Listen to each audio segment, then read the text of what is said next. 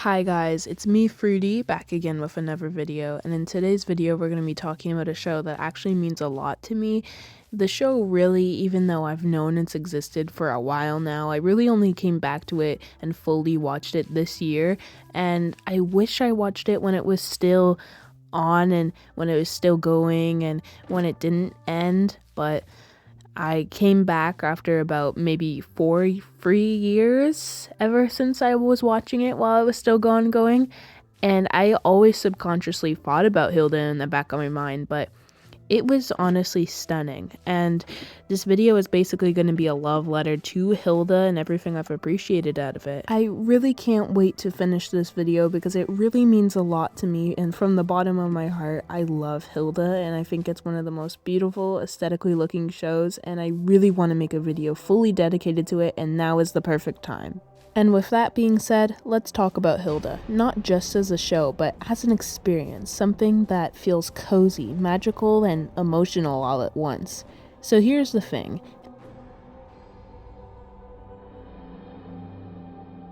Hilda officially released in Canada 7 years ago. Yeah, today marks its 7th anniversary, which blows my mind, and it's a perfect excuse to sit down and talk about why this show means so much to me, and why it's still talked about years after it ended, and why it deserves to be remembered along shows like Amphibia and the Owl House and other legendary shows. But before we get deep into the analysis, let's go back into the beginning.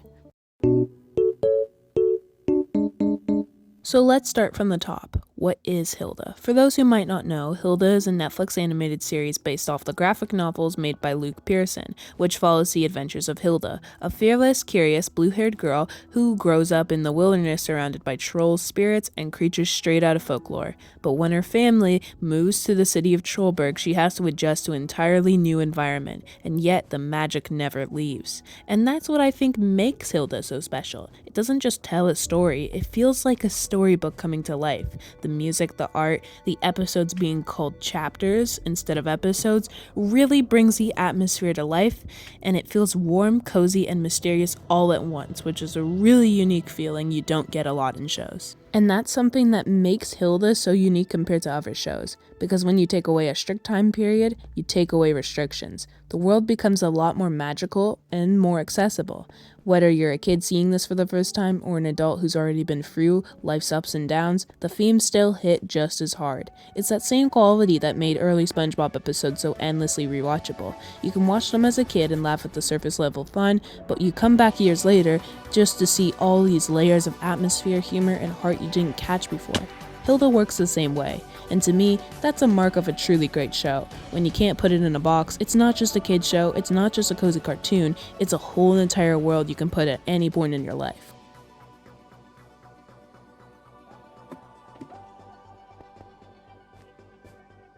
The characters really bring the show to life and are just absolutely stunning. We have our main character, Hilda, who instantly becomes likable. She's just some girl who really likes adventure, and she has a pet named Twig. He's this little creature called the deerfox, which are basically these foxes with deer antlers and, like those hooves, I think that's what you'd call it in this situation.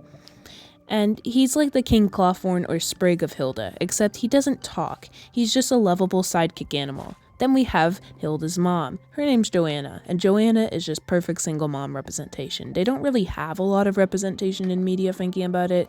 I mean, I can think of Camilla and Ida from the Owl House, but those are two characters from the exact same show, so... We also have Frida, which is one of Hilda's friends, and she's a really good representation of high achiever personalities, and she's just a really loyal friend. And even though in one episode called The Ghost, she seems a little snobby, it's character development and it gets solved after 2 episodes, so I don't know why people were complaining about that, but it gets solved and it's good character writing. Then we have David, who's basically this normal kid who just doesn't like chaotic adventures, but is still brought onto them with Hilda and Frida, and even though his personality is more scared and cautious, he tries his best to continue on with their adventures, and he gets character development in season 3, which I will not be spoiling that much. We got Woodman, who's basically the sarcastic guy who says one-liners and kind of does anything he wants, and it seems the whole fandom seems to love him, and I am definitely part of that. We got Alfred, who's kind of the voice of reason for Hilda, which does balance out in the end, because when Frida isn't being the voice of reason, it's definitely Alfred, and Alfred was the voice of reason before Frida, and honestly, I think is more of a voice of reason than Frida, because Frida can get into her own situations. Now, even though all these characters could be simple archetypes and can be described in just a few sentences, they really are memorable. Even after not watching the show for about 4 or 5 years, I was still able to remember all these personalities, characters' names, and just silly things about them. It just shows the cast is so memorable and creative that it really does stick in your mind. And what I really appreciate about all these characters is that none of them feel flat. You can sum all of them up in just a couple words, sure, but once you actually sit down with the show and realize they're layered, Hilda isn't just the adventurous girl. She's a kid learning how to balance curiosity and responsibility. Joanna isn't just the mom. She's a mom who constantly has to juggle giving Hilda freedom while also keeping her safe, which in season 2 is definitely a prevalent thing, especially because Hilda is actually 12 in season 2, and 12 is a weird age to parent. And you got Frida and David, who are present in very two different sides of childhood. Frida's all about achievement, perfection, and being the best, but that also means struggles with her flaws and insecurities. On the flip side, we have David, who's all about anxiety, caution, and wanting stability, but he often gets pulled into the world of magic and adventure. And what's cool is that all of them grow. In Hilda, we see season 1 Hilda isn't the same as the one in season 3. This goes for Frida and David and everyone in the cast. That kind of development is rare in shows targeted towards a younger audience. Then that's what makes them feel timeless. Because think about it. If these characters were all just static, if Hilda was always the fearless adventurer, or if Frida was always the perfect student, they'd get boring fast, but Hilda doesn't let that happen. That's why these characters stay in your head, even years later.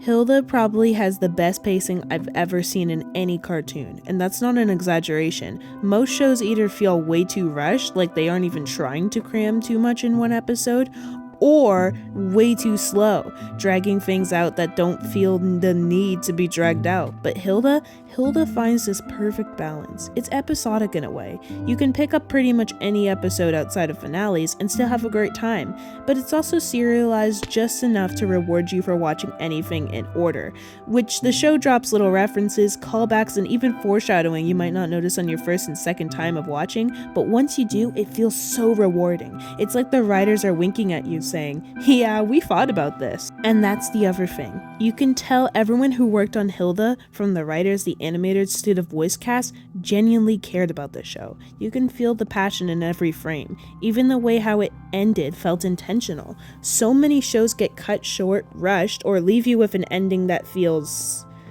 unsatisfying, but Hilda ended perfectly. Sure, they get announced a season 4 tomorrow, I'd lose my mind. But honestly, I feel satisfied with the way it wrapped up. It respected its fans and it respected its own story. And that's why I think Hilda is one of those rare gems. It's not just good in the moment, it leaves you with something long lasting. Even years later, people still talk about how underrated it is. And while I appreciate people calling it underrated, I think we need to take a step further. We need to celebrate it for the masterpiece it actually is, because Hilda gave something special we might never get again. Hilda feels like its own thing. It's like its own font. If you try copying Hilda, it won't work because it's too distinct. Now, you can take inspiration off Hilda, but you can't just straight up take it and then make it into a ripoff.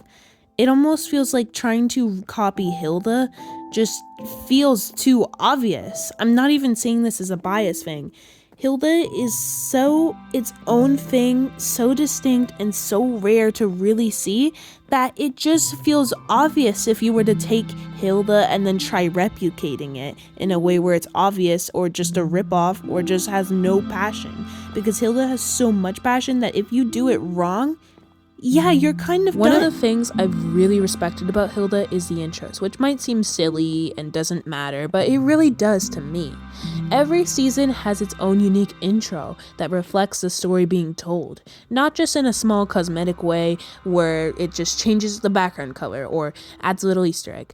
No, Hilda goes all in.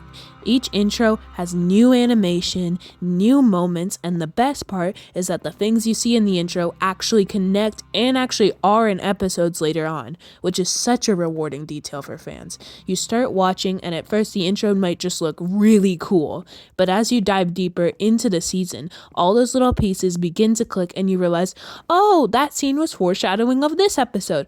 Oh wait, that character was in an episode. Oh my god.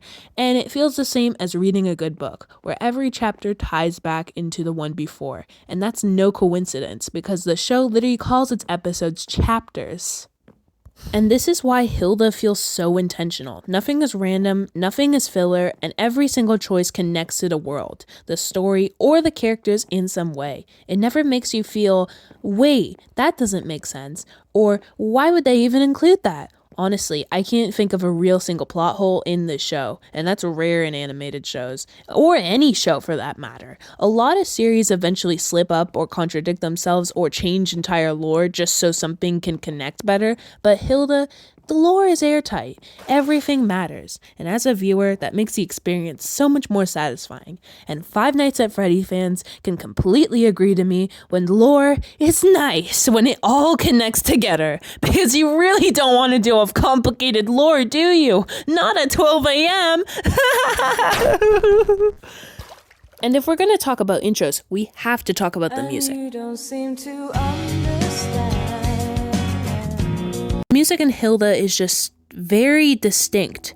And I don't mean good background tracks for this video or catchy themes. I mean, it's so distinct that it feels like its own language. Honestly, if Hilda was a font, it would be a brand new one, not Times New Roman or Arial. It would be its own font. That's how original it feels. And when I'm saying font, I'm talking about the whole package. The music, the art, the style, the vibe, the tone. Hilda has its own identity in every aspect. It feels fresh, brand new, and unlike anything else out there. And that's why people remember it so fondly, even years later. Whenever Hilda is mentioned, you always hear these same reactions. Oh, that show is so underrated! Man, I wish this show was more talked about. But here's the thing, the reason you don't see Hilda everywhere is because it's original. It's rare, and it's not something that gets watered down or recycled to death like other franchises. And that's actually a good thing. Hilda's uniqueness is why it's remembered as a hidden gem. It stands out, and it deserves to be respected for that. I think the reason why Hilda feels different from shows overloaded with lore is because it's built like almost a storybook that grows up with you. Not some giant lore bible you have to study every Wednesday with the group chat about Star Wars or the Owl House, but little pieces that naturally layer in, like the elves, the Nessa, Alfred's paperwork obsession, then the trolls, giants, the Mara, and so on. As for why there aren't more fans, honestly, Hilda doesn't scream for attention. It's not flashy or built on meme culture. It's quiet, cozy, and deliberate. So the people who find it tend to love it deeply than casually bouncing in and out. In a weird way, that's what makes it more special. It's almost like you found a secret gem you get to share with people who are willing to slow down and feel it.